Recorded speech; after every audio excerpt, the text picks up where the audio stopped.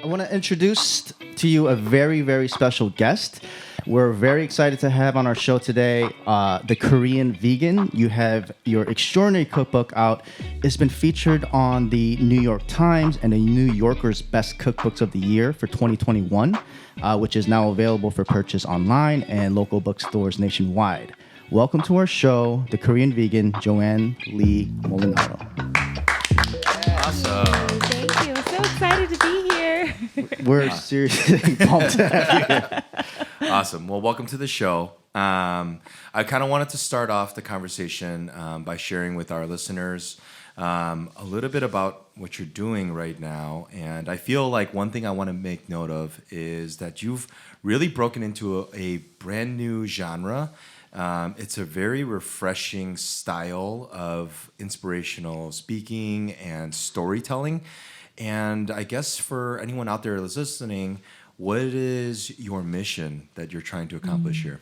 Oh, that's a tough question. And it's one that I continue to evaluate as I, figure out what is my plan? What do I want to do in 5 years or 10 years? I think the mission is really broad in that I want to empower people to be more compassionate. And so what I've always believed is that kindness, unfortunately, is very underrated. I was just writing a newsletter to my community literally in the car on the way here. And I was talking about how right now, especially, I think a lot of people feel a little hopeless and helpless, which are very related feelings.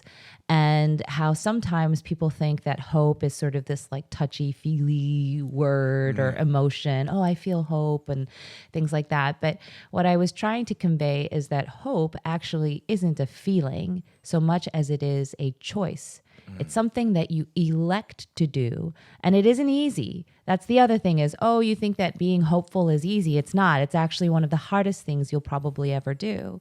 And it's the same thing with compassion. Compassion isn't something that you feel. You may feel empathy for a person, but compassion is an action. It's how you actually bring about something as a result of that empathy. So empowerment is designed to push you. It's supposed to nudge you to do those things, whether it's for yourself, your family, your community, the world, the planet, animals, whoever is the target of your compassion. I love that. I love that's beautiful. How do you choose hope? I think the way. So I ran a half marathon like a couple days ago, and one of the things that I noticed was that there were so many people who were running on behalf of charities, like cancer charities. And the person specifically in front of me that I will remember is this young man. We were running up the Manhattan Bridge, which I don't know if you've ever tried to run up a bridge.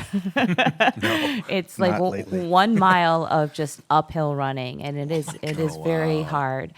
So we're running up this Manhattan Bridge, and all I'm doing is staring at the T-shirt in front of me because you're just focused. And I read on the back of his T-shirt, "Running in memory of Heather." Oh my God. And I'm like wondering, who is this Heather woman? Maybe it's his mom.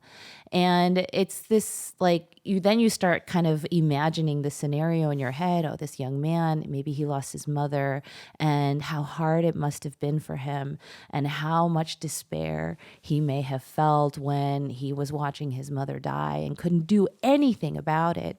And when you extrapolate that and you see everything that's happening in the world, especially with what's going on in Ukraine and the suffering, you're saying again, well, what can I do? Like, there's nothing I can do. Oh, sure, I can donate money here, or short of literally flying to Ukraine and volunteering and enlisting, like, really, what can I do, right? Yeah. And so it's very easy to just say, well, I can't do anything, and you become apathetic, and you're just like, I don't want to feel anything because I can't do anything about those feelings. So when you decide to hope, when you choose to hope, what you're saying is, look, I'm going to do what I can. I can't do the thing maybe that is most directly impactful to the situation, but I am either going to donate, or maybe I am going to be kinder to my mom and my dad, because when I see, for example, another incident of Asian hate to another elderly person, I can't protect every single Asian elderly person out there, but I can begin with my family. I can begin with my parents, my grandparents, my aunts, and my uncles. So you take sort of these small, controllable steps towards making the world a kinder, more compassionate place. That's how you choose to hope. I love that. I love that. And it seems like just going kind of touching on while you're running and all of the thought process that's going on, it just kind of jumped to me and reminded me of the conversation you were mentioning about the Epstein podcast that you listened to, the David Epstein, right? I mean, as that was during a jog of yours, I guess I wanted to know what about that podcast specifically really resonated with you that made this huge change and shift in your life? Yeah, that was like a terrifying, liberating podcast episode. I distinctly remember where I was running when I had this sort of light bulb moment. I was probably 40 years old at the time, and I believed that my life was set. I'd made my choices, and they were good choices. I did all the things my parents wanted me to do, graduated early, got into a good law school, got a law firm job, did all those things. And I was being very responsible. I bought my first home when I was 26. Wow. I had 2-car garage, everything that our Korean immigrant parents dreamt for us. I did all of those things. Checklist. Yeah, I was A+ all the way, So I did all those things. My cousin, as you know, Jimin, he would call me the golden child of the family, So I did all those things, and I didn't think that my path veered in any way from that checklist. But then I started listening to him, and he was talking about how a lot of times the most successful people, if you look at their track record, it's not check, check, check, check, check, success, success, success, success. It's actually failure, failure, failure. Yeah. Try this, try that. Oh, that sucked. It didn't work out. Yeah. And it's not because that they eventually find what they're good at. That's not what it is. That's the idea that you may think, but it isn't. It's actually that you take all the little pieces that you learn from those failed experiments, and you create this mosaic that is so uniquely you that it cannot be copied by anyone. And so when you take that and you apply that to just basic economy, right? Supply versus demand, you are the only person who can create that supply. So now it's your job to create the demand for that supply, right? So if you put those two pieces together, that's how you create a successful business. That's how you create a successful brand. That's how you create a successful initiative, campaign, movement, whatever you want it is. But that failure, that list of failures is absolutely essential. And then it liberated me to believe, well, maybe it's okay to disappoint my parents. Maybe it's okay to fail at something, make a mistake, if it means that I am moving towards something that's more purposeful. Interesting. Speaking of disappointing parents, so when I started cooking, Yes. I guess when we opened this restaurant, Perella, I don't know how it became such a Korean restaurant. And years before that, that was not really the intention. It's but somehow we felt like this was it. There's no other choice to make here. We wanted to share our culture. We wanted to reconnect with who we are and rediscover that, because I feel like there were just over the years so many times where we're just trying to assimilate. We're trying to just fit in, right? But you have I read a slogan, veganize food, Koreanize everything else. I love that. Yeah, that's great. Can you tell us kind of how and why it's so important to you as well, being children of immigrants, and why just reconnecting with who you are has become such a big part of your identity? Yeah. Well, first of all, I think that sort of the, how you may have unintentionally kind of found yourself in this place of reconnecting with your heritage through food. I mean, especially the name Perilla. I mean, like so many people are like, what is that? And really the only way to describe it for people like us is, it's genyip. I don't know how else to describe it, So like it's already there, right? It's kind of like pulled you in. And I think that when I came up with that slogan, which is really like, I need to put something here, so it was a long time ago.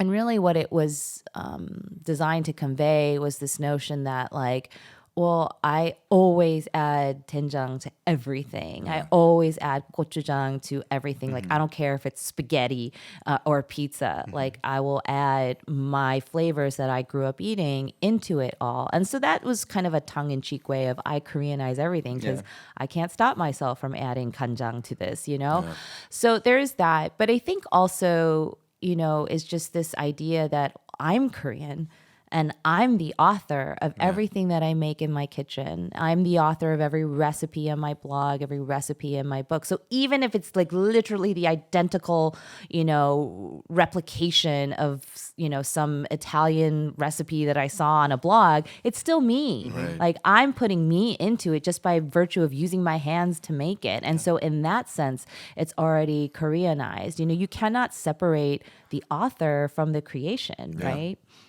Yeah, this goes right into something I was curious about, and something that we deal with, especially on Andy's front as the chef of this restaurant, and it's just kind of about, I guess, being questioned, right? Whether that you're cooking Korean food or you're cooking Korean American food, and unfortunately, I've heard this on even interviews you've had to deal with, right? It's like, who is defining this, and who is the authority behind calling something that? I mean, how is this something you're dealing with and challenged with? It is a challenge. I get it on like every side. I feel like, well, that's not American food. That's not Korean food. That's not vegan. Right. It's, always, the internet. There's always somebody who needs to pretend that they're better or smarter or more talented than you. And that's fine. I mean, people need to, I guess. Or just trying to get a reaction. Yeah, they're trying to get a reaction. Yeah. And that's how they thrive, unfortunately. But I think that it does speak to a much broader conversation about what is the role of food in culture. What is the role of food in cultural identity? What is the role of food in dismantling white supremacy? These are all things that I think are good conversations to have. Some people think that they're meaningless, that they're stupid, and a lot of times those people haven't had to grapple with being told, well, your food smells, stop bringing it to school. You know what I mean? And when you have lived that experience for many, many years in some, iteration, whether it's literally the food that you bring or it's some metaphor for that experience, it's hard to separate who you are as a person from the food that you bring because your food has been weaponized to other you, as exclude you, to make you feel like somehow you're inferior to everybody else. And so for me, I always think about how food can be, again, a tool for empowerment. Anytime a dominant group tries to colonize or subjugate a non-dominant group through some tool, I always love the idea of taking that tool, flipping it on its head, and then using it to empower us, right? And that's sort of the role I see food playing for a lot of colonized cultures, for a lot of cultures that have been oppressed, historically. So I think there's that. But then when you start talking about what's American, what's Korean American, how dare you fuse these foods without giving proper respect, all of those things. I mean, it becomes so dicey. And then at the end of the day, I feel like the food tastes not as good. You know what I mean? Yeah. Because you're so like, am I even allowed to do this? Yeah. So there is that. And I think, it's just being honest, right? Like being honest with the people you're feeding, being honest with the community that you're developing around that food and saying, hey, look, This is why I wanted to make chicken adobo. I'm not Filipino. I have no idea, what the roots of this cuisine are. Right. I just know that my mom used to make it for me because her best friend was Filipino, and that's all it takes. Yeah, and it's delicious. It's so good. And I also think it's so funny that anybody would try to debate, I guess, with a trial lawyer like yourself. I questioning think this stuff. I think they like to because they know I'm a lawyer. I heard, on one of these questions that was asked to you is like how challenging this is as a quote unquote Korean to try and go vegan, and this misunderstanding that's, it's displaced and I don't know, just out of ignorance, but just trying to deal with that situation. And how are you trying to flip the dialogue on that and explain to people that Korean food is more than just Korean barbecue and right? I mean, It is. I mean, and you guys know this, Perilla. I mean, Genyip is largely vegan unless you add fish sauce to it, which I know like all the good panchans have fish sauce in it.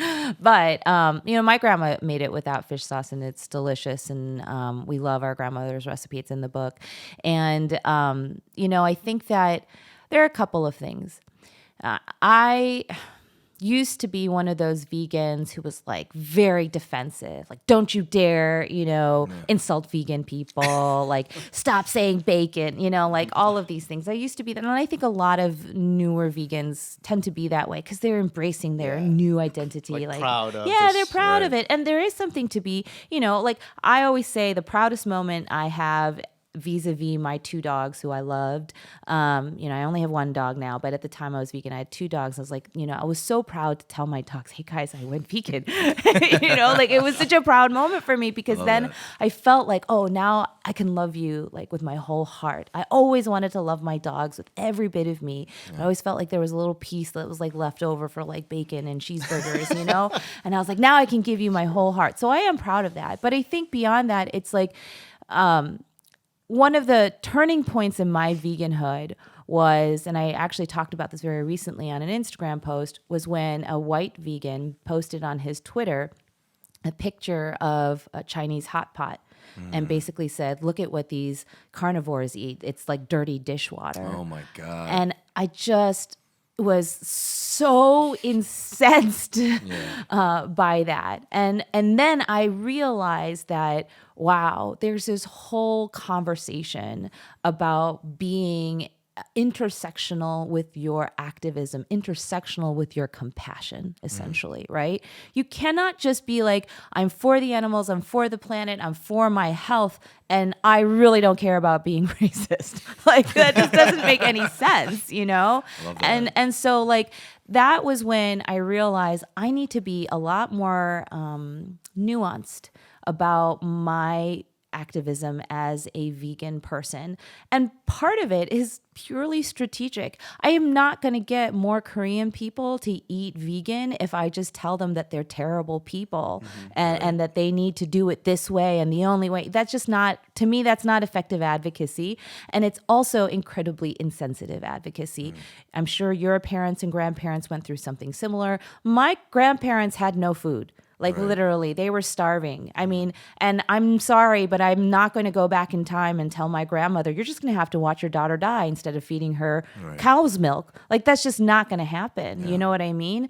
And so this idea that, oh, well, everybody has this choice. Everybody, has this privilege to make this choice. That may be true today. It wasn't true even as far back, as recently as 40 to 50 years ago. It wasn't true. And that means that there are people still alive who are carrying that trauma with them. So please don't be insensitive to that trauma. Respect that pain and that struggle before you ask them to make a difference. Yeah. I love that. And I just feel like I think, kind of like what we're doing at our restaurant, right? Korean barbecue is the lure to get, people are coming in because they're like, oh, it's Perilla, there's Korean barbecue, it's delicious. But I do feel like one of the biggest things I push on the tables when I'm there, because people always ask me, what should I get here? I'm always pushing the vegetables. Yeah. Because one, I think Andy does an incredible job of making delicious vegetables. But I do feel like there's this shift I'm trying to kind of like convince people that like, yeah, like, okay, come in here, get your nice Wagyu cuts, get your kalbi, enjoy it. But, you know, hey, that soybean stew over there is vegetarian and it's incredible. And we actually put that, you know, as part of like our set that we have. Because I think doenjang jjigae is just like such an elemental part of like our cuisine. But yeah, if you like 99 out of 100 times, I'm at the tables and I'm talking about Andy's vegetables and I'm just like, try the broccoli, try this, try that. So Thanks, Tom. I think we just need to continue changing the dialogue. And I think that this couple of years recent, there's been this awareness, especially with like the Buddhist food, right? Yes. And I know that me and Andy had a date set with Chungkwan. Oh, she's amazing. But we didn't get to go because a big pandemic Global happened. pandemic. But I know you got to go, and I wanted to just hear about your personal experience with that because there's a lot here to unpack. Because you're a Korean American going home to a country that should feel like home, and you're meeting someone that's incredibly just like honest and genuine and authentic, and you know, and just embodying this idea of the vegan food. So you want to tell us a little bit about that? Yeah, so that was a really incredible experience. Of course, going home to like Korea was just amazing. And the thing is, like, I've gone many times, right? I'm sure you have too.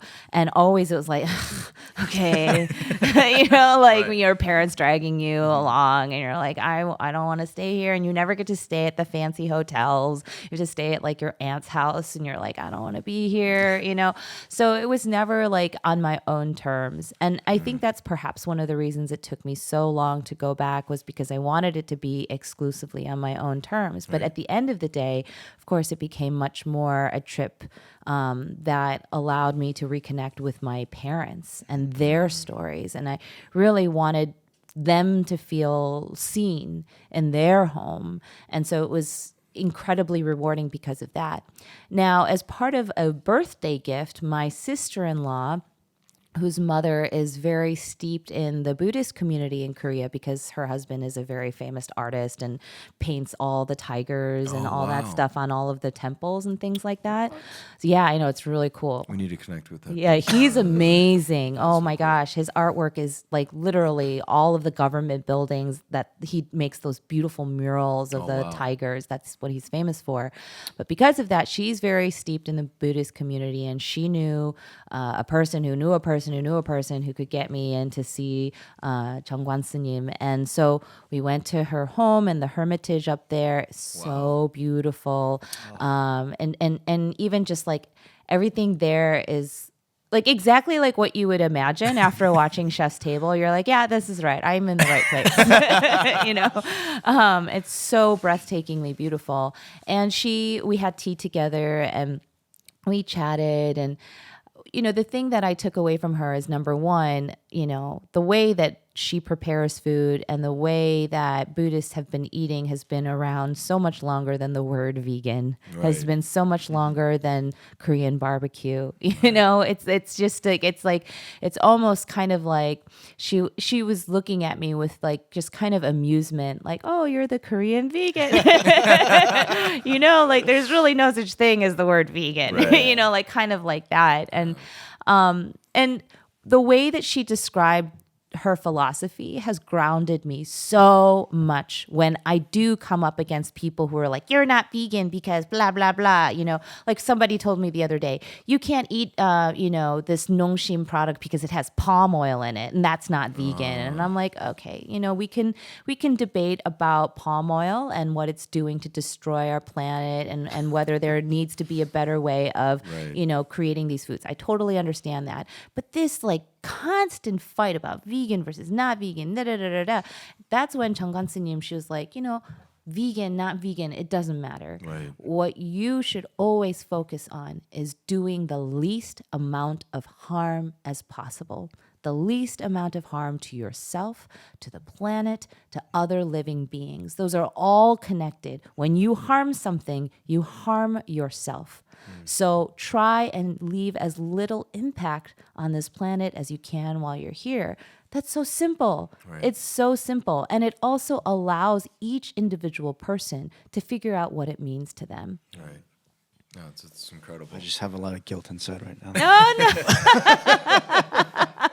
Yeah, we would love to go to Korea sometime and experience. She's that gonna be here in ourselves. California. She's gonna be at the event that I'm going to very in cool. April. That's yeah. awesome. I actually was able to visit the temple that Isn't in it Seoul. gorgeous? Oh my god! And at the time it was they had like I don't know what they were celebrating, but lights everywhere. So it was just like very.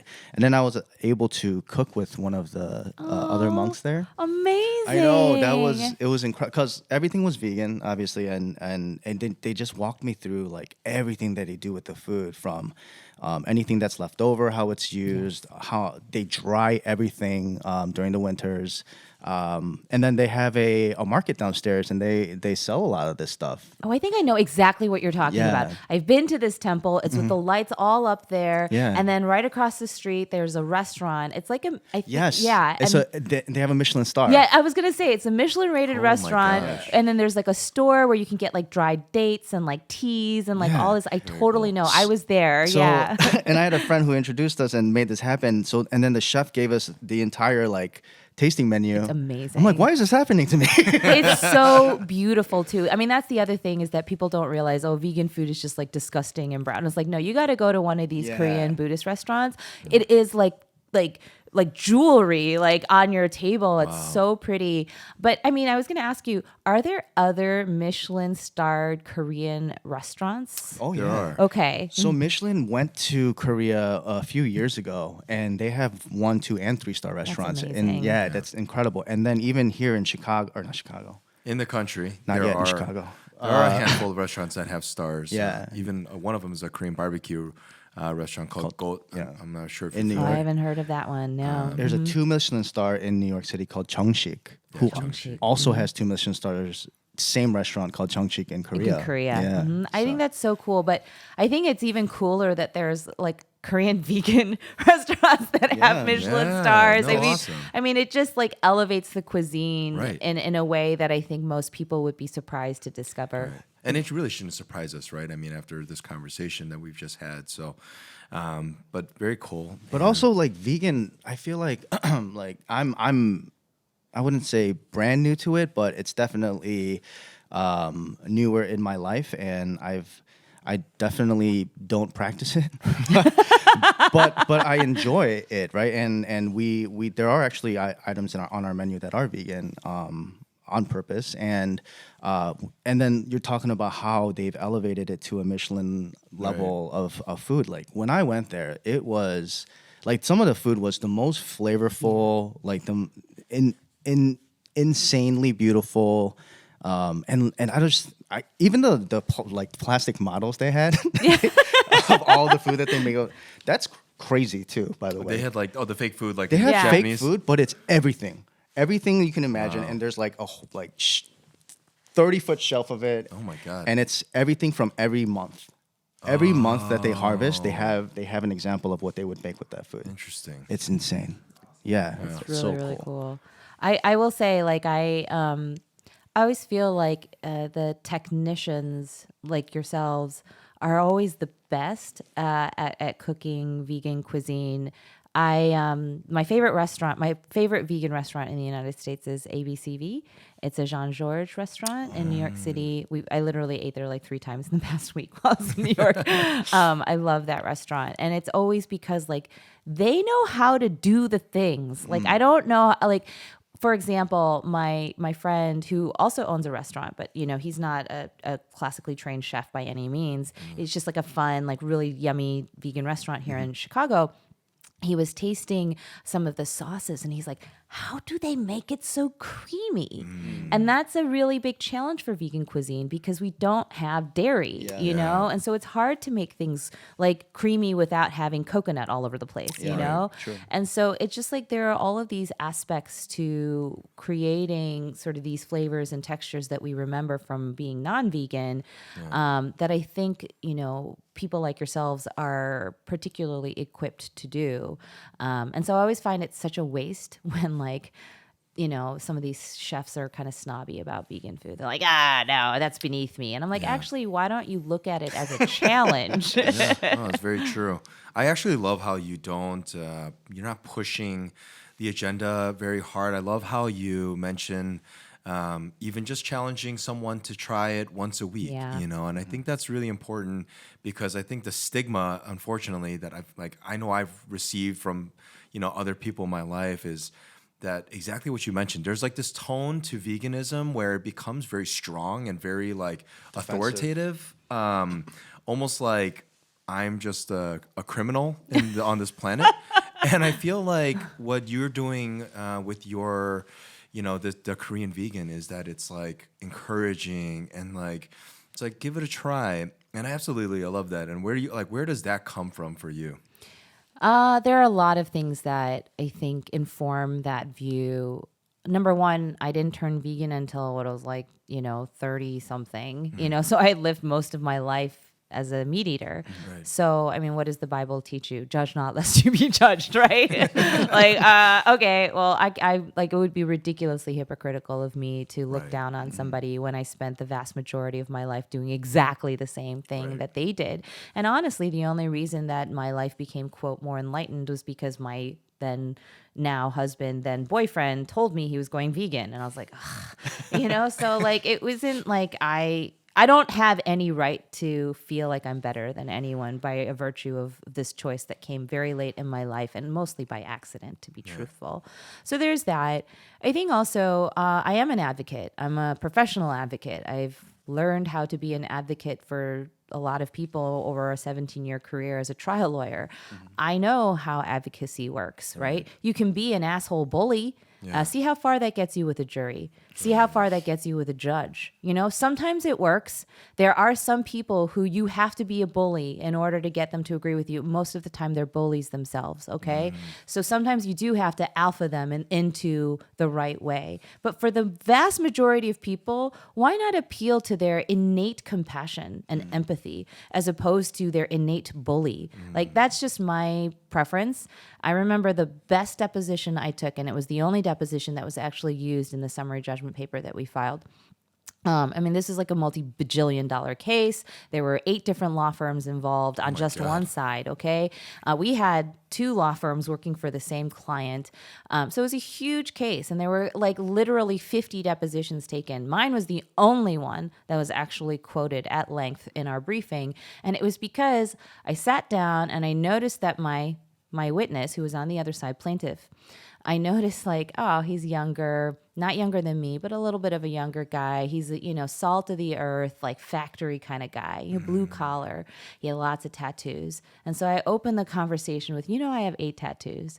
And so we just started talking about our tattoos. And by the end of the deposition, he was eating out of my hands. I could have gotten him to say whatever I wanted, because he liked me. He wanted me to hang out with him, and that's my approach. That is my strength. I disarm people. Now, I'm not like manipulative about it. Right. Perhaps I was a little bit in that situation, but I try to be authentic because I think that if I'm going to disarm myself in order to disarm you, I want to make sure that whatever comes out of that process is truthful because I don't ever want to be caught in a lie.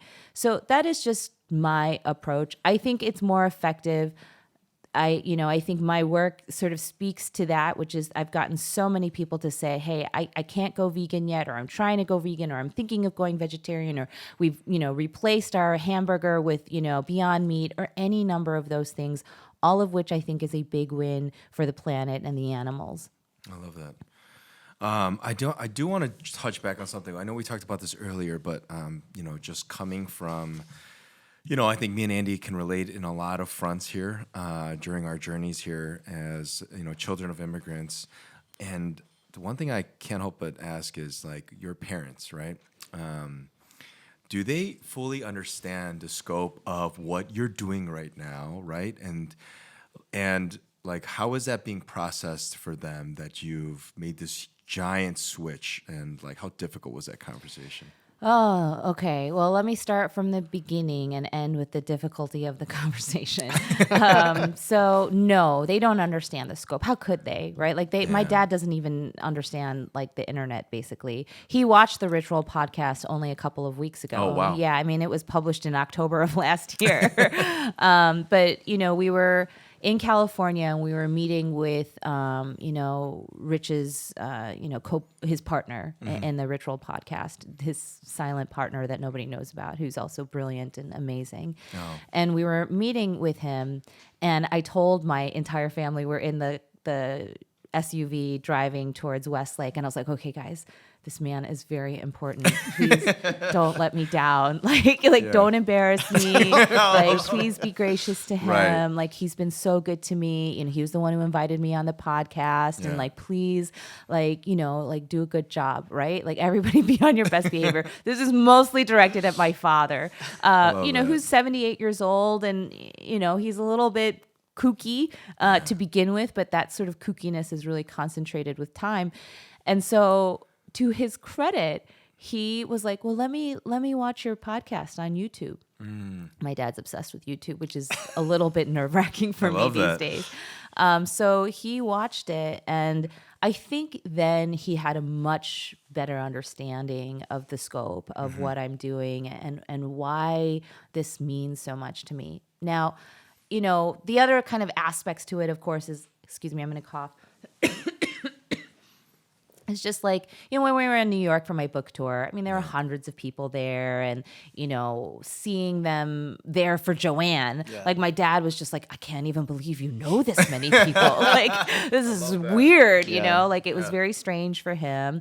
But ultimately, the most joyful thing for me, of course, is seeing that my mom and my dad are finally being seen, in a real way, in a positive way. My father especially, I think he always felt like he was ignored in his job, in his career, by his own father, during the war, all of that. It's like, oh, now my pain is being recognized, And of course, any human being understands just how cathartic it is, even if it's an old wound that, is long ago, scarred over everything, just having somebody say, hey, I see that. That acknowledgement is incredibly healing. Now, the difficulty, of course, was when I told them, hey, guys, I'm going to walk away from this partnership thing that I worked so hard for, that you were so proud of. It was literally that scene from Joy Luck Club where the mom was walking around with the newspaper. This is my daughter, the chess champion.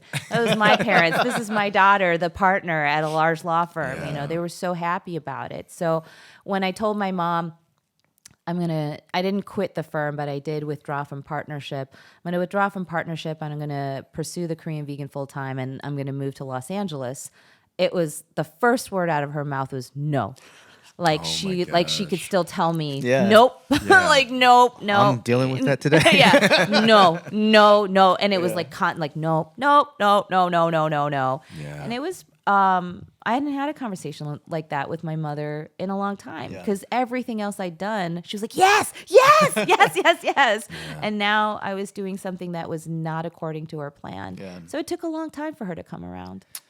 I'm sure. I mean, how much do you need to do in your life? Exactly right. Yeah, make them proud. Yeah. If I was at that table, I'd be like, Jesus, what else do you need her to do before she can make a decision like this? That's exactly how I felt. I remember when I was in law school, I was I think a third year in law school. I went to one of the best law schools. I had already gotten my job, I had already been offered full-time employment at a large law firm. Everything was looking great, And so I decided one day to sleep in, I decided to wake up at the, ungodly hour of 11 a.m. Okay. And my mom, she pops in to my bedroom on the way to work at around 8:30, and in Korean, she's like, why are you still in bed?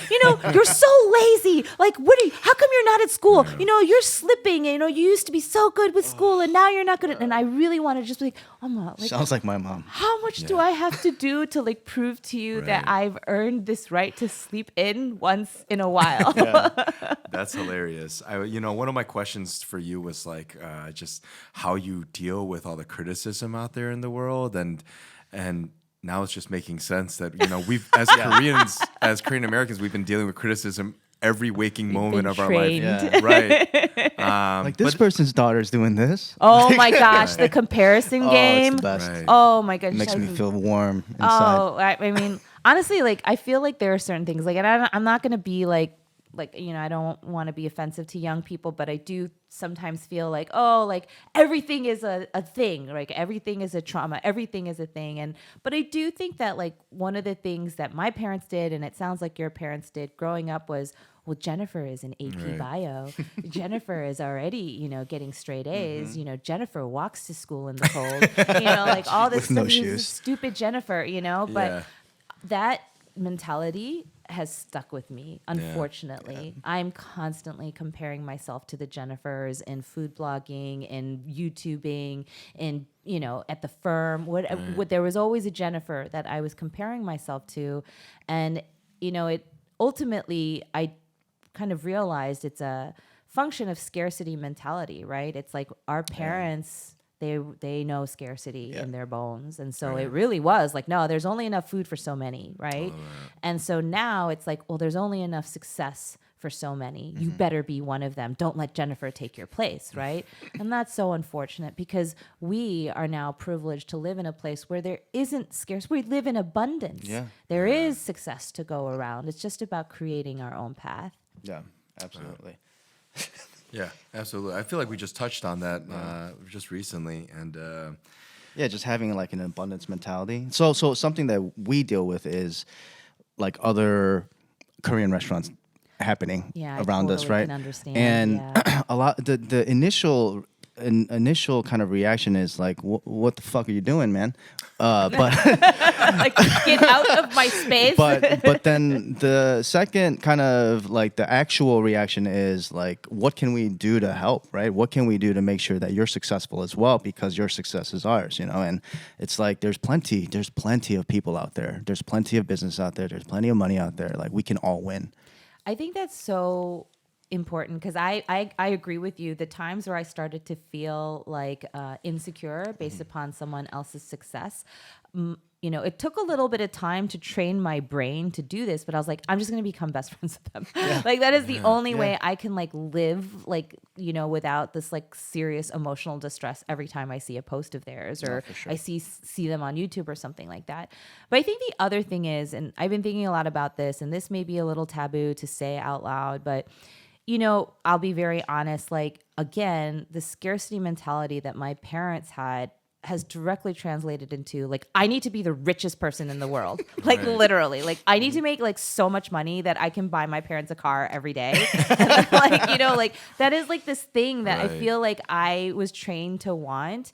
And it's been this untraining over the past few months to be like, you do not need to be the richest person in the whole world. In fact, you don't even need to be like wealthy according to other people's standards. Just be happy. Yeah. Like, be able to afford a trip every once in a while. Make sure that your parents are taken care of in their elderly days. Like, like these are just like your basic needs. Afford healthcare, like these are things that like, that's fine. Yeah. Like you should just be satisfied with that. You don't need to have this like ostentatious wealth that you then show off to everyone. That actually has been a very comfortable feeling to be like, oh, you know what? All right, my book's doing well. It's doing great. My business is doing pretty good for its first year. I don't need to be a multi-bajillionaire and do all this stuff and put all this pressure on myself. Right. Yeah, I was coming into like entrepreneurship or being a restaurateur. It's like the goal was that, right? I want to be a billionaire, But I said that to our partner Alvin when we were first kind of like setting this up, and he's just like, "Why? What do you need that you need $1 billion?" And I was like, "I don't know. I don't know. My mom said I should do it." Yes, yes. But the truth is, it's like, why don't you figure out exactly what your life costs, and then what you need to, go on those vacations or take time off or whatever, health insurance and whatnot. And it wasn't that much. It's nowhere near $1 million actually.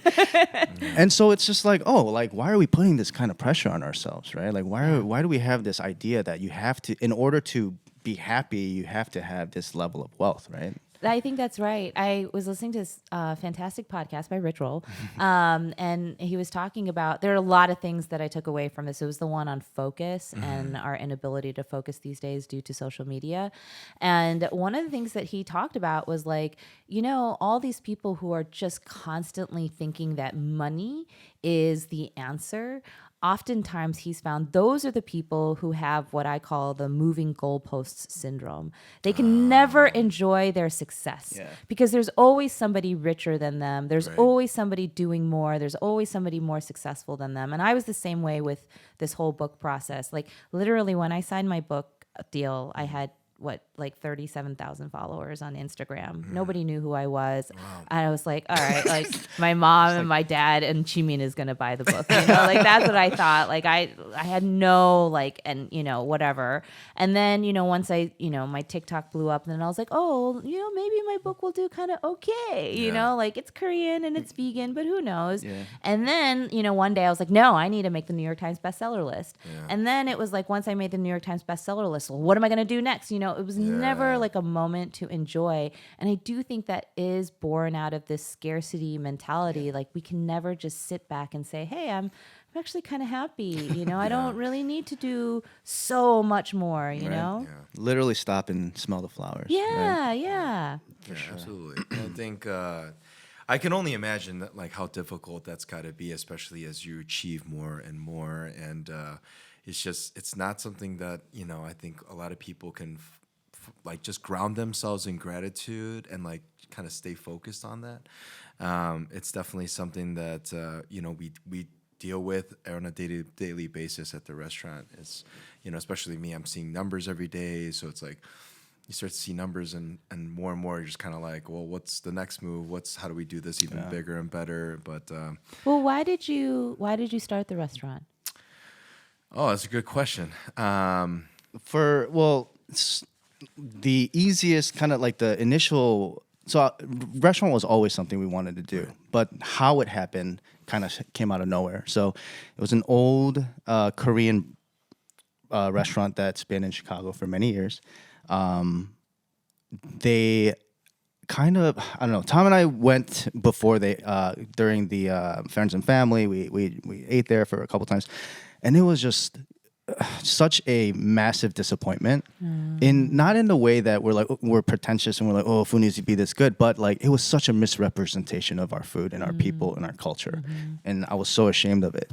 And then I started hearing people talking, and they're like, dude, that place sucks, I'm like, damn it, like, why is this happening this is like downtown Chicago. We need them to represent us properly, And out of nowhere, they approached me and they're like, hey, can you help us? And I went over there and kind of did an analysis, and I was like, I know I can't help you. This is just way far gone, it's but lost cause, yeah. And then just persistence, and they kept begging, and they're just like, the only way I could do this is if I was in this full time, 100%. If I'm a partner, and they made that happen.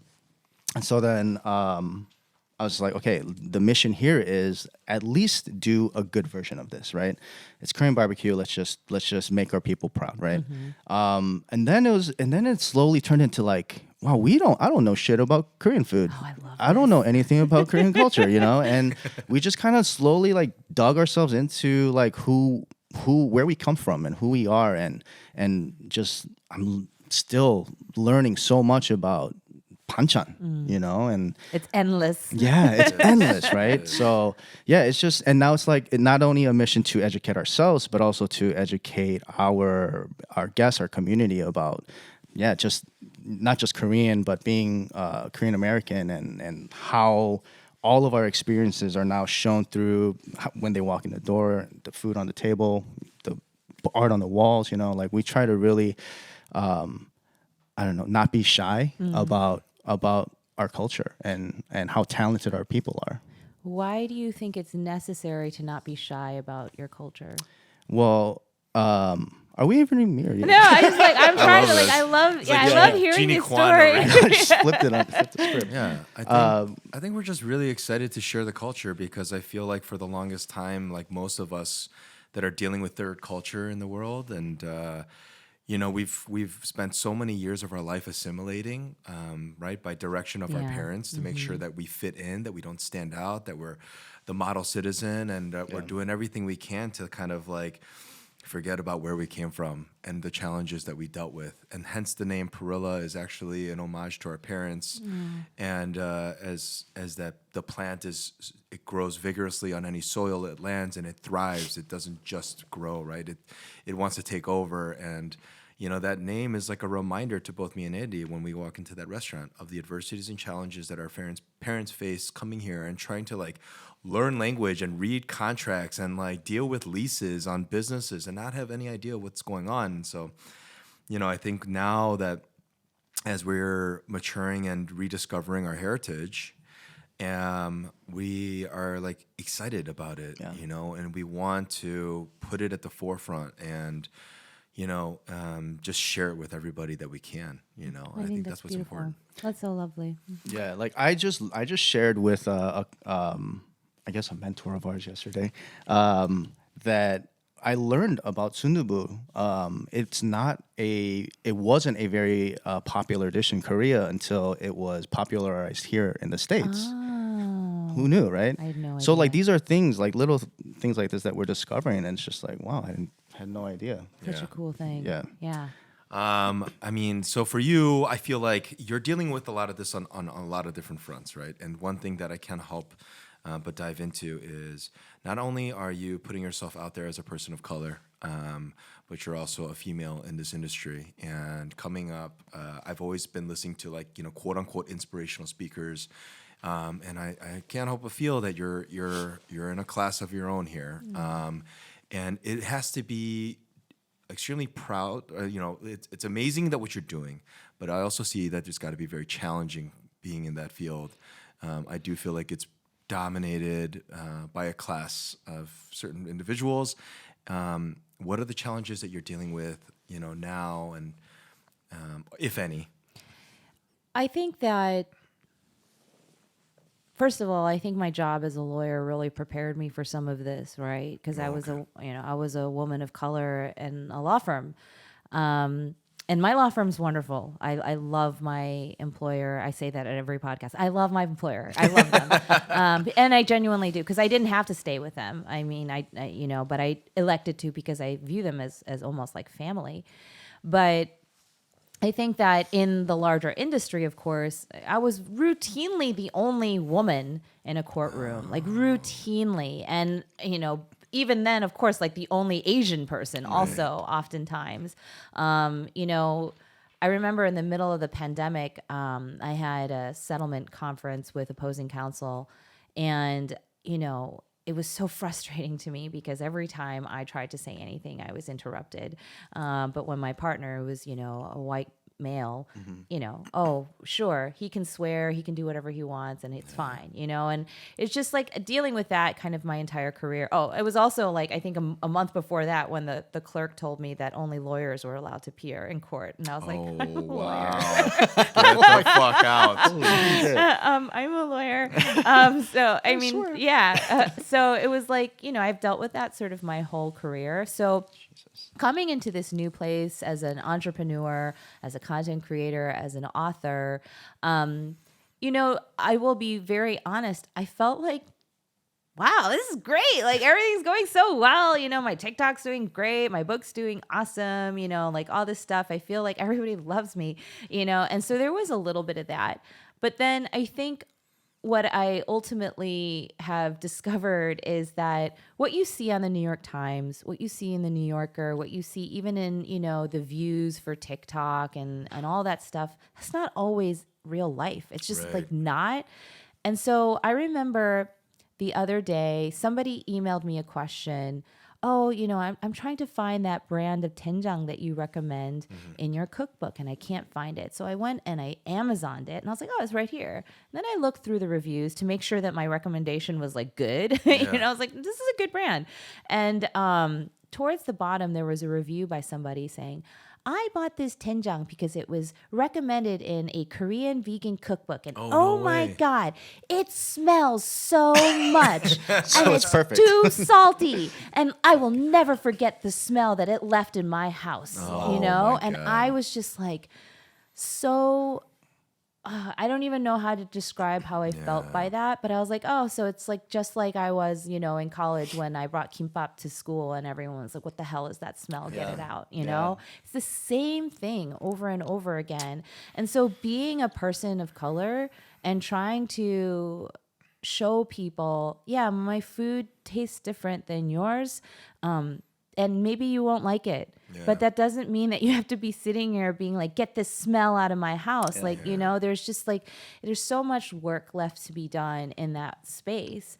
And so sometimes like that, I felt like that moment really crystallized for me what it means to be a Korean vegan right now. Because I feel like, there's a lot of acceptance from a lot of different people, but there is a lot of work that still needs to be done in trying to explain how to talk about food and culture in a way that's inclusive instead of othering. I love that. I love how open you are into sharing like these vulnerable moments, and I feel like that embodies the persona that you have here. Like what other moments maybe stand out to you that you wish people, that don't see like outside of the Korean vegan posts? Like what are some other moments that you feel like stand out that you'd like for people to know? I think there are a lot of different things that, a lot of different directions I could go here. I mean, I always like to tell people, I signed my book deal when like I had like no followers. Yeah. You know what I mean? Like I know like 37,000 37's a lot of followers. It's 37,000 people. But like a lot of people, So a lot of people like think like, oh, she signed her book deal because of TikTok, once everything happened there. And I was like, no. And I signed my book deal when like really very few people knew who the Korean vegan was. Right. And come on, like 2 years ago, if somebody told you, yeah, this girl's gonna write a book about Korean vegan food, like did you honestly think anybody would buy the book, right? So like I like telling that story because I want people to realize like it can happen to anyone. Like it really can. Like your dreams do not die when you're 35, 25, whatever age you think that they're supposed to die on the vine at. They do not. If you continue to feed them, if you continue to believe in them, if you will even allow them just a little bit of life, they can come back and thrive and literally change the direction of where you're headed in the most rewarding, purposeful way. And it doesn't take that much. Like that's what I want people to realize. I think the other thing, the other moments that, I wish like, I remember before my grandmother's passed away, I would always view like Saturday morning we would go to the home, the nursing home, and I'd be like, God, what I wouldn't do to have my Saturdays to myself. Why do we all have to get together to go see my grandma and spend time with her? And now like thinking that even makes me want to cry. I never asked my grandma, like, what was it like growing up? What was your mom like? Do you miss your parents? Like, what are your brothers and sisters like? I don't even know if my grandma had brothers and sisters, Like, I didn't even know her name until her funeral and I saw it on her headstone, Like, these are things that we take for granted, especially, I think, in Korean culture because we're not allowed to ask for their names, but, things like that. But, like, there's almost like this, I always say, like, sometimes 존댓말, it creates distance. It does, like, it creates, like, an inherent distance, like almost physical between you and the person. And because of that, I felt like I wasn't allowed to be intimate with my grandmother. And so I always feel like just ask the questions, even if it's in English and you need a translator. These are precious, precious stories that will be gone forever when these people disappear from your life. And there's only so much you can do to hold on to them. I have very, very a lot of similar thoughts with my grandma on my mother's side. I'm not fond of my father's side. But I wanted to touch a little bit on this whole dealing with kind of the prejudice and the, growing up with the stinky food and things like that at school. Is there anything that, because we for sure went through that too, right? And it's like, what could we have done, or what can we do, or what can we share with the new generation about like ways to cope with that or deal with that? I think being seen is like a big part of like representation. Like I used to be like, what does representation even mean? Like I remember there's this guy I follow on Twitter who like literally posts every day, representation matters. I'm like, yes, but what does it mean? Like, what are you talking about? You know, like, and I think that that was actually something I never intended with the Korean vegan. Maybe I did subconsciously. The Korean vegan was always about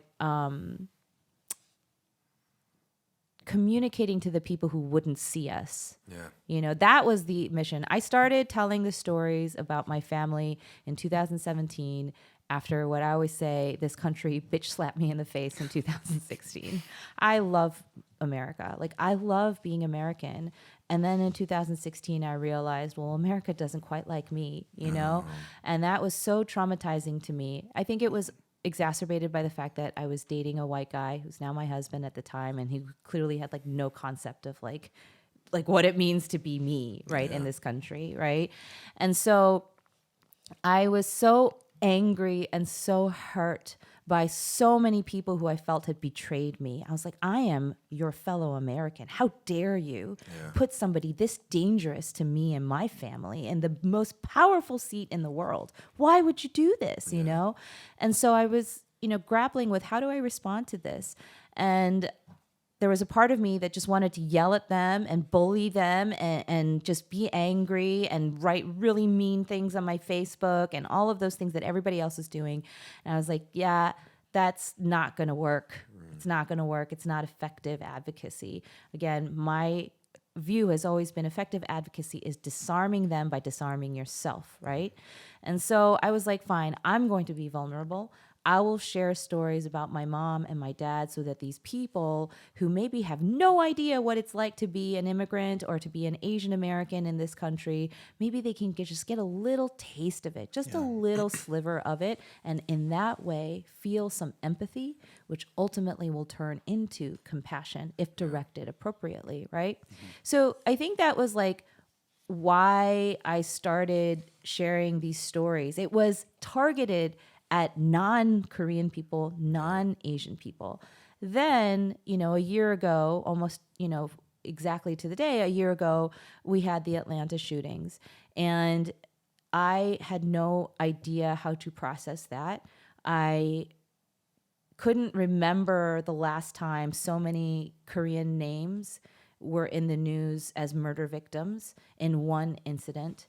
And it just like profoundly hurt me.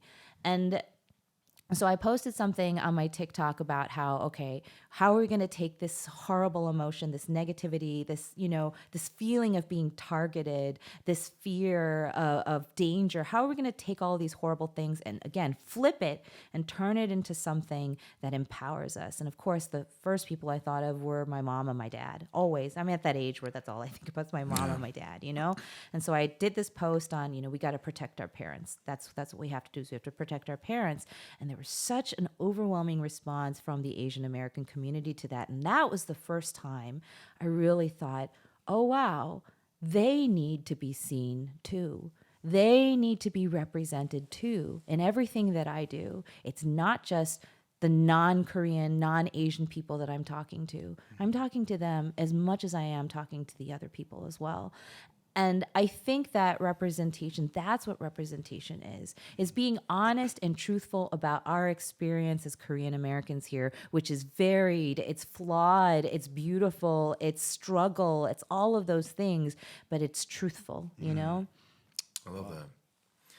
Yeah, I think it's absolutely incredible. And, you know, just I think by the work that you're putting in here right now and with everything that you're doing at this point, I mean, you're making it easier for a lot of the next generation, right? And I think that's kind of in part, in a much smaller way, what me and Andy are trying to do in Chicago, right? Like making this thing a little bit better understood. And I think the more and more that is out there and the more that we're putting this work and authenticity behind it, I think it's making that shift and change. So I think kimchi is cool now. And I always tell... Isn't it? It is. But I won't lie. I mean, even as a Korean, sometimes when they're cutting moo in the kitchen, I'm like, oh, that is fucking rancid. And then the staff walks in. We're like, that's radish, guys. It's just radish. It's fine. So, but yeah, you know, me and Andy would have moments. I remember our first year we were open, like the first like 5, 6, right before the pandemic happened. I like dragged Andy off the window and I pulled him into the dining room where he's like the most uncomfortable, and I just had him stand with me on the side of the restaurant, and I just like he's like, what's going on? And I just like wanted him to see every seat filled in our restaurant, and I said, everyone here is paying to eat kimchi, like, and that means a lot to us, right? As like how dealing with those embarrassing moments, and when our friends are like opening my fridge and saying like, you got dead body parts in here, and the kimchi jars, and but I think that there's hope, and I choose that, I guess, and to make sure that like the work that we're all doing here is making it a little bit easier for the next generation to deal with that stuff. So I think your format on your TikTok and Instagram, YouTube is fucking brilliant, by the way. Incredible. You. It's like, okay, so for anyone who's unfamiliar, you are cooking a recipe, and you're not really talking about the food. You're telling a story from either your upbringing or something, an incident or something like that. But like the way you do it, it's just like it immediately, like the beauty of what you're doing, the food and the aesthetic, it draws you in, and then you hear what you're talking about. You're like, what is she? And then it's like, oh my god! And then the story itself is like, oh my god, why am I getting emotional? So yeah, I just thought like it's such a brilliant way to draw the audience in, to educate, I don't know. Where did that come from? Yeah, Came from a lot of different things. So I started my TikTok to be a political account. Like I thought it was going to be like my, social media version of Twitter, where I just like went off on things, But then like I started seeing so many people post food videos, and I was like, well, I have a cookbook coming out like in a short period of time, and I know my editor would love it if I, created a TikTok to go along with it. So I started posting food, and I think my first real food video that went viral was my mom's kamjajorim. And so I made that, and that was like nothing. Like it was just like literally like my phone on the wall, and like, like no voiceover, just me making kamjajorim. And then I was like, this is so ridiculous. Like, how am I supposed to like spend 60 seconds just like panically, like chaotically giving you the recipe for some of these things? Like, it just doesn't work. Like, how am I going to do like a doenjang recipe in 60 seconds? Like, it doesn't make any sense. And I'm like, I need to like use this time for something else. And then I was like, in my Instagram, which I'd had for 4.5 years at that point, I had been telling the stories in the captions. And so a lot of times it would just be a picture of food, no recipe, and just a story about my mom and my dad. And I was like, well, why not just take one of those captions, revise it so that I can read it out loud in 60 seconds or less, and then just do a voiceover over the food. And so that's basically how this format came to be. I think like the first one that I did was about the time I went to H Mart with my mom, and I went into one of those hodo cookie shops. Yeah. And like there was this like lady, she was really mean to me, and she called me fat and Chinese. Like, yeah, it was really bad. And Chinese. Yeah, because she thought I was Chinese, so she didn't think I could understand what she was saying. Oh, she said it in Korean. Yeah, she said it in Korean. She's like, I don't want to touch anything this fat Chinese lady touched. Oh my God, yeah. that's risky. She said that to me, like right behind me. Like, I could hear her. And my mom, of course, heard her, and she went insane. My mom just like went ballistic on her in English too, because she knows, like, how like when Asian people want to like do the power move, like, so she's just in English, she was just screaming at this lady. So that was the first story that I told, and it did really well. And I was like, wow, like people really like these story time things. So I just kept doing it.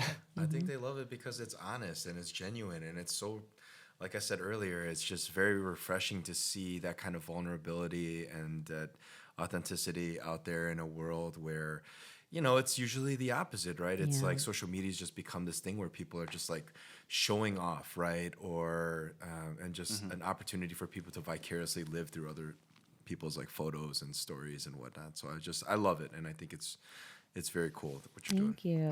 I saw one recently with it was you were making dumplings. So this is the cool thing about it too, right? So it wasn't just the video that was interesting. It was the fact that how many times it's shared, and then how other people use your videos to re-educate their audience, right? Like that's the cool part. Yeah. So there's another guy. He had like, I don't know, not as many, not 20 million followers, but You do not have 20 million followers, but okay. but he basically reshared the story you were telling about the news anchor who, right? About New Year's. Yeah. Mm-hmm. And I thought that was so important that you did that, and like, because I feel that too, right? Like we see it, we feel it, we experience it in our daily lives. Like I say, there's not a day that goes by that I'm not reminded I'm not white, right? Yeah. And my entire life, and that, like, seeing that, and actually someone putting that out there and talking about it and saying, I don't even know, you said I don't want to put words in your mouth, but it's just like, go fuck yourself. You didn't say that, but Basically. yeah, it was along those lines. Yeah, and I don't know. I loved. I was like, man, the courage, the bravery, and the necessity. Right? I don't know. I just really appreciate it. Yeah, I think there is necessity. I mean, one thing that I have learned is, wow, like people really think there's no racism against Asian people. Yeah. Like there are actually people out there who believe this, like with their whole heart, and so when I saw that news anchor from St. Louis, the very Asian comment, like she's just very Asian, and I was just like, oh wow, like somebody who's going to watch this can't possibly then say to me, no, that's not racist. Like that, this is like the literal dictionary definition of racism happening like right now, you Right. know? And so I do have a lot of people who see my videos on TikTok, and a lot of them may not realize the gravity of this situation and how invisibilized Asian Americans have become, And so I wanted, like, just listen to this video, like seriously listen to this video. And then the second part of it was really designed to provide some type of healing to those who are affected by being told that they're too Asian. Yeah. I know this is something you do on a routine basis, and but I just wonder if, in a nutshell, if there was something you can share with like the next generation, what would that be? What would that message be to anyone out there, and that you wanna kind of like emphasize? I would say, like, this is something that I said in one of my earliest TikTok videos, and I really like it because I wish I had said it to myself, although I don't know that I would have listened, is that, think less about what soothes your fear and more about what brings you joy. And I mean, I think particularly if you're a child of immigrants, we live on anxiety. Like every decision we make is pretty much driven by, how do I soothe my anxiety? Like, how do I, how do I make this horrible, nasty anxiety go away? And what the lie is that you think that, oh, if I just do this thing, my anxiety will disappear. But actually what ends up happening is then it's just replaced by the next thing that will cause you anxiety. Yeah. And so it's like this never ending series of just it's like that whack-a-mole. I just need to everything is just something I need to just whack down, and then something else comes up, right? And if you are driven solely by soothing that anxiety, you will never actually find joy or a purpose. And so when I was young, I decided to go to law school because I was like, well, I need to make money and I need to buy a car and do these Make mom and things. dad Yeah. proud. Make my parents happy and get out of their house, and all this stuff. And I'm like, I guess I just have to go to law school, instead of literally thinking well, what do I want to do? What makes me happy? Yeah. What's fun? What makes me feel like I'm doing something worthwhile and purposeful? I never asked myself that. I think that young people today, at least based upon what I'm seeing on my TikTok comments and in my community, is they're really struggling with that. They're at this weird place in this world's history with the pandemic, the Great Resignation, with people really taking a good look at their jobs and their careers and asking themselves, is this really what I want? So they're, kind of at this weird place where they have these warring instincts. One is to know I got to do all the things, do the checklist, and make sure that I'm a, properly contributing adult, versus, well, what is the point of all of this? Like, what is the purpose? And then, also, at least in our country, kind of like hovering around that is this sort of anti-capitalist sentiment, which, I'm a capitalist, don't get me wrong. I'm my father's daughter, very conservative in that way, but at the same time, this notion of, do we really need people who are like obscenely wealthy? Right. Like, is that really a thing that we should be aspiring to? Do we really want our children to be like, the purpose of your life should be to make $1 bajillion to the point where you can't even think straight anymore? Is that really healthy? Is that really the kind of world we want to live in? And I think that I wish I could instill in people this idea of like, that stuff isn't going to bring you joy. It's just going to make you endlessly anxious. If you think you're anxious now, just wait 20 years, you're just going to be chronically anxious, I love that. Yes. Very cool. I wanted to know what you have coming up in the future. What's in the future for the Korean Vegan? Well, I have another cookbook What? that I'm working on right now. I'm like somehow supposed to come up with 100 recipes, I love that. which I'm really excited about. It's basically like, I don't know if you've noticed, but my videos tend to have 2 different formats. The majority of them are I'm cooking and I'm doing a voiceover of a story. But there are these auntie or komo videos that I give. The one that you mentioned with the mandu and the very Asian, that was a komo video. And that's when I'm speaking directly to my audience while I'm making some type of komo-y kind of food, Yeah. And so this book is going to be sort of like, it doesn't have a name yet, but I'm thinking of it as like komo's papsang. It's like, like the food that like your, cool aunt, not the cuddly aunt, the cool aunt is going to make for you when you've like fucked up and you don't know what to do. And so you go to her house and you're like, I need advice. I can't don't tell mom, don't tell dad, but I did this thing. Like, I'm about to go to jail. Like, what do I do? Like, what do I do? And then she makes you like a keranmari, or she makes you like, she cuts up a pear or something like that, and then gives you the no bullshit advice. So that's what the book is going to be. It's going to be 100 like very comfort foodie recipes, some Korean, some whatever, and then kind of like life advice in that sort of komo-y style doled out throughout. So komo, by the way, means for our listeners, it's your father's sister. Yeah. I love that you dived into that on the Rich Roll podcast. Oh, by the yeah. way. Like that you asked us earlier. You're like, why are you making it intentional, right? Like intentionally loud. And I love that you did that as well. Like on that show, you didn't hide this. Like you didn't, I guess, like Americanize everything, knowing that you're on a pretty fucking big stage. Like, and I was like, this is going to be really interesting to see how she presents herself on this show because, maybe not everybody understands how big this show is and that opportunity and what that means. But like, I love that, like, that was something you had dreamt about doing and being on, and you were finally there, and you could have Americanized all of that to appease the listeners. Like, I'm sure the demographic, right, for Rich Roll, but you stood by who you were, and you just like presented yourself in the way you wanted, and I loved that and respected that so much. That makes me so happy. But I mean, Rich is like a magician when it comes to eliciting your true authentics. I mean, that is his superpower. And I do think it helped that I had been listening to his show for years. Yeah. So I really didn't feel like I'm a member of this community. Like, what do you mean? Like, I'm not speaking to anyone other than myself, really. Yeah. I've been listening to this podcast for so long, and I felt so like attached to, being part of the plant power community for so long. So it was very easy to be myself. And also because he was a lawyer, like it just was very easy to talk to him like I'm just talking to one of my friends, and obviously now he is a friend, and he's like literally whatever you think he is, like he's exactly that. Like how he comes across in the show, he's humble, he's so self-deprecatingly hilarious, so smart. He pushes back in that really gentle way, but insistent, and like he's so great. But yeah, I was glad. I mean, he was the one who elicited all of those questions. He was the one asking about, your Korean parents, were they mad when you decided to give up the law? All those things, and asking about the anti videos because he really likes those. Awesome.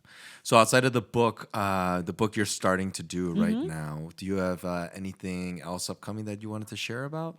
Honestly, the book, I'm moving to LA. All right, in a month and a half. Yeah. What's driving that? To be honest, like The weather? the weather has a lot to do with it. As you know, my work involves a lot of natural light, and so I needed a space that facilitated a lot of natural light. My current home doesn't. Chicago urban areas very rarely do. And I think, part of it, to be honest, this is a little creepy, was Rich. I went there. I just, his studio's in Agora Hills, and our home is in Agora Hills. Or like he's in that area. Actually, I don't know where exactly it is, but like it's in that area. Not yet. But our favorite restaurant, Joy Cafe, was one that Rich introduced to us through the podcast, So like we just sort of fell in love with the community. It was nice to be honest, it's nice to live somewhere where I don't always have to check the menu to see if there's something there for me to eat, and that's very LA. It's like, I know that they're vegan friendly, and they're also very athletic, and we both love to run a lot. But yeah, I'll be interested to see how I cope with being one of the few Korean people in my area. That might be a little tougher than I think I realized. Like even just like finding gochugaru in that area was like ridiculous. I couldn't understand. Like there's an H Mart like literally like 15 miles away. How is this so hard to find gochugaru? There's like no Korean or Asian around. No. Wow, it's just like stops. It's like stops like at a certain point. Like it is so funny because it's like basically like Koreatown in LA is like Korea. Yeah. And then like literally like 15 miles west of that, it's America. like I'm in a totally different place. Yeah. That's crazy. What are you gonna miss most about Chicago? The lakeshore runs. Is there something specific that comes to mind? You're like, of course, the lakefront will certainly be missed by both of us, my husband and by me. I think I was actually driving to my chiropractor a couple of weeks ago, and it was like pothole nation. Like literally, I was like Frogger, like trying to avoid the potholes. It was so annoying, and I was like, I can't wait to get out of here and get to my beautiful California suburb. But then I stopped at a stoplight, and there was this woman, I assume she's a woman because of the stickers that she had, her bumper stickers. They were like, like LGBTQ pride, like I love Barack Obama, like just overtly feminist LGBTQ BLM, like pro everything, and I was like, I am going to miss this. Right. Like where I live, in some ways, I know that we are dealing with serious gun violence issues, but Chicago, for people of color and otherwise historically disenfranchised groups, in many ways is one of the most safest cities like in the world. I genuinely believe that. It's particularly where I live in Boys Town. Like I could not feel safer. And so it's comfortable for me to walk out as a person of color. I just don't know if I will have the same sort of comfort where I'm going. I hope I do, but I don't know. Well, it's incredible and exciting to hear. I'm sure through Chimin, I'll be hearing a lot. I tried to get him to come with me. I know, he should have. I was with him last night.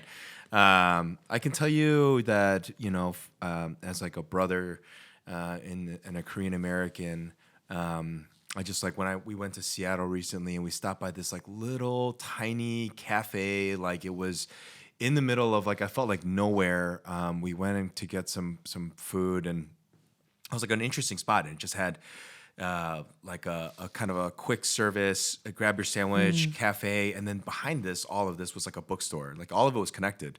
And Angela can't stay away from bookstores, and so we just kind of like, she was like, oh, let's go look at the books, and finished up lunch, and I'm walking through, and the first thing I saw was your book in the middle of like this incredible table, and immediately the first, I just was like, there was like a wave of emotions that just like fuck yeah, like this is like I know where I'm at in the part of the country, I know what's predominantly there.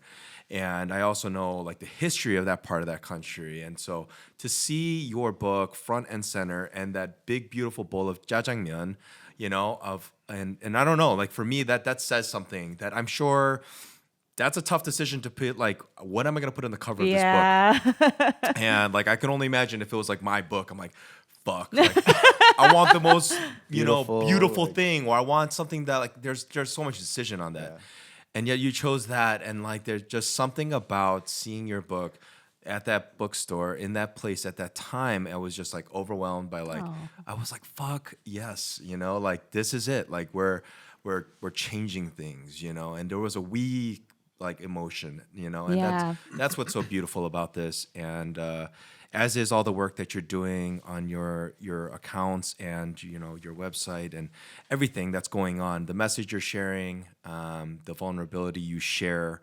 and the beautiful positive message that you're sharing with the world. So thank you so much. We appreciate everything that you're doing and your time here.